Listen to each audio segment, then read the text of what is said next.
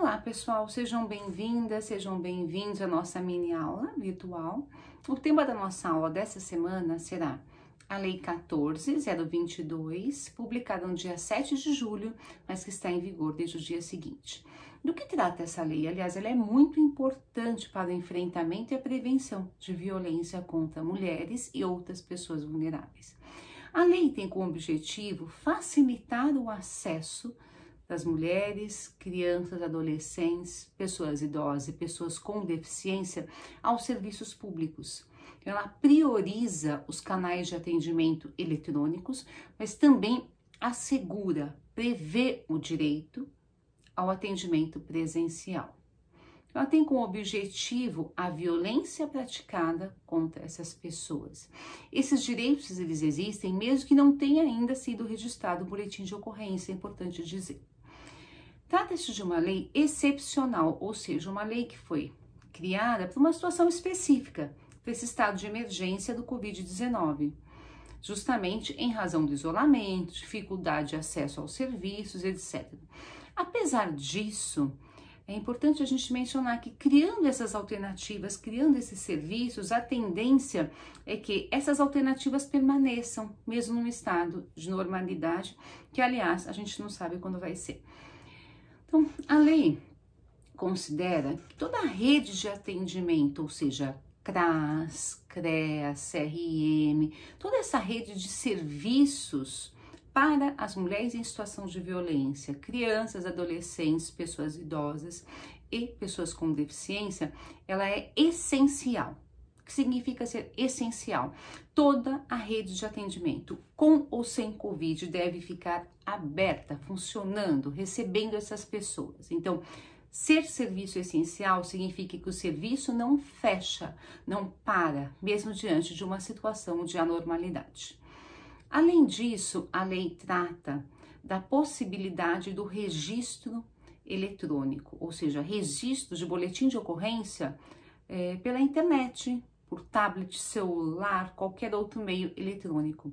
O BO pode ser feito pela internet, na hipótese de violência contra essas pessoas, mas também por um canal de atendimento. A lei prevê que as secretarias de segurança pública, os órgãos de segurança pública, devem criar um canal de atendimento simultâneo.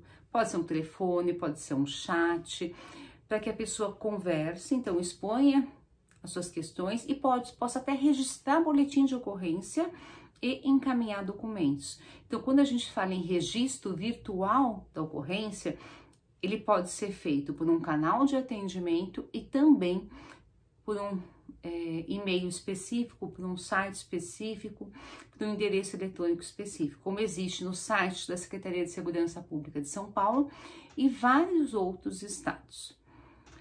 Além do registro eletrônico, que é muito importante, porque às vezes a mulher não tem condições, por exemplo, de sair de casa, está sendo monitorado o tempo todo pelo parceiro, às vezes tem o seu comportamento, os seus contatos, até seu celular fiscalizado.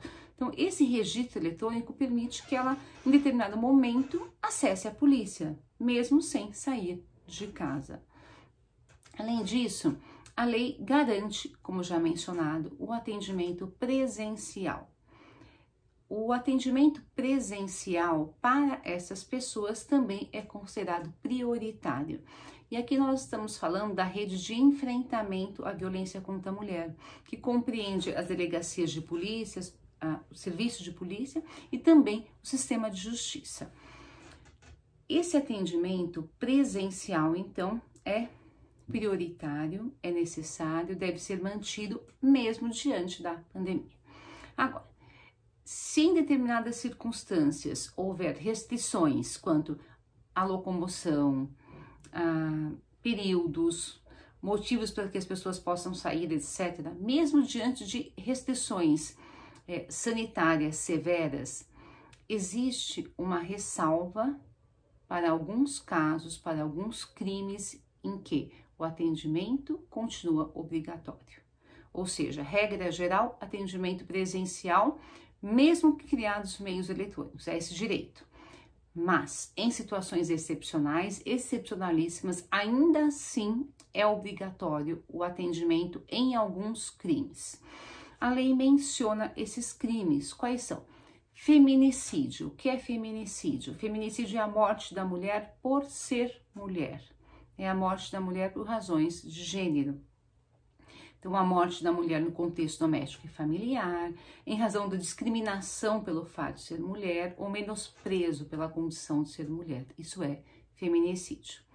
Há atendimento presencial obrigatório também para o crime de lesão grave, gravíssima ou com resultado morte.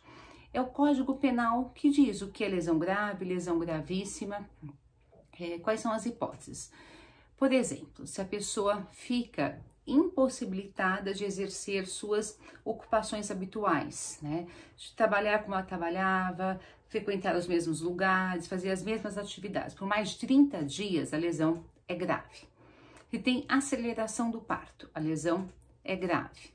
Se tem uma debilidade de alguma função, né? Mastigatória, auditiva, lesão grave. E a lesão gravíssima, ela quer que a gente fale em danos mais permanentes. Então, por exemplo, o aborto, uma deformidade permanente na mulher, a perda total de um membro, sentido ou função, ou incapacidade para sempre para o trabalho. Essa configuração se é grave ou gravíssima, isso é a autoridade policial que vai fazer. Só estou explicando para que vocês tenham conhecimento. Então, a lesão grave ou gravíssima é aquela que tem uma consequência um pouco mais severa do que a lesão praticada com mais frequência. Além disso, há direito a atendimento presencial obrigatório nos casos de ameaça com arma de fogo. Nós já estudamos aqui quais são os fatores de risco, os indicadores de risco, e a presença de arma de fogo sempre é um fator de risco. Então, ameaça com arma, direito a atendimento presencial. Também estupro em todas as suas modalidades. Crime de descumprimento de medidas protetivas também é uma situação de risco para a mulher, e outros crimes. Então, nesses casos, ainda que a pessoa queira registrar o BO eletrônico, ela tem o direito a ser recebida, a ser atendida pelos órgãos públicos. A lei prevê também a priorização para o exame de corpo de delito. O que é exame de corpo de delito? Exame de corpo de delito é aquele exame que demonstra a existência do crime, a materialidade, os vestígios do crime. Então, são as marcas, os sinais, os vestígios corporais, etc. Nessas hipóteses que eu já mencionei, de vítimas, violência contra mulheres, crianças, adolescentes, pessoas idosas e pessoas com deficiência, a lei obriga que esse exame de corpo de delito, ou seja, para constatar esses vestígios deixados pelo crime, ele tenha prioridade, ou seja, um exame que é feito com mais rapidez, com maior agilidade. E na hipótese de violência sexual, também é uma previsão de que os peritos podem comparecer até a residência da vítima para o exame, caso exista algum tipo de restrição à locomoção, uma situação de emergência. Essas previsões são extremamente importantes porque garantem agilidade e efetividade à atuação do Estado. Aliás, falando de agilidade na atuação do Estado, todos os processos que tratam, procedimentos, etc., que tratam dessas pessoas vulneráveis, eles não param durante o período de isolamento. Os prazos processuais continuam correndo, os processos são considerados urgentes. Outro aspecto importante diz respeito às medidas protetivas de urgência. Houve várias alterações com a nova lei. Medidas de urgência são aquelas medidas previstas na Lei Maria da Penha, que tem por finalidade proteger a mulher, seus filhos e filhas, testemunhas também. Por exemplo, afastamento do agressor do lar, proibição de aproximação, proibição de contato, a suspensão de visitas aos filhos e outras medidas.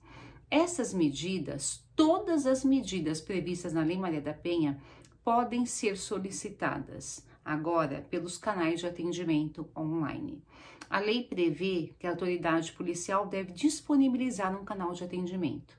Então, mesmo antes do boletim de ocorrência, agora é direito da vítima pedir a medida protetiva por um canal que será indicado pela Secretaria de Segurança Pública de cada estado.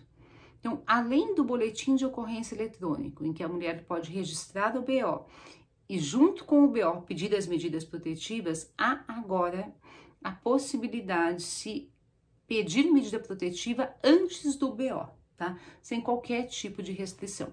A lei também diz o seguinte, que não se pode condicionar essas medidas protetivas às provas presenciais, por uma questão óbvia, uma razão óbvia.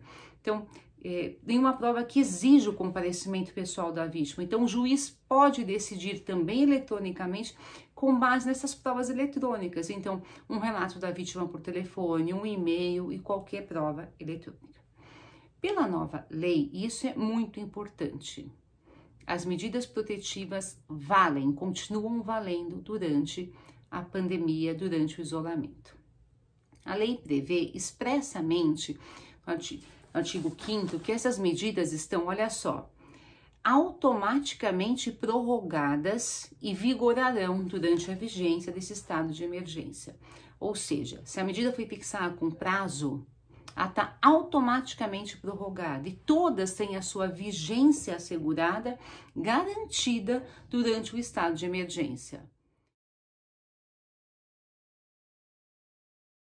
Essas novas previsões, embora sejam específicas para o momento de emergência, por se tratar de uma lei excepcional, elas trazem um novo olhar, uma nova forma de trabalhar, uma agilidade, uma preocupação com a vítima. Então é muito importante que essa lei se torne realidade, para que quando voltarmos ao normal, se é que algum dia haverá um novo normal, esses avanços, essas previsões continuem a existir. Muito obrigada e até a próxima aula.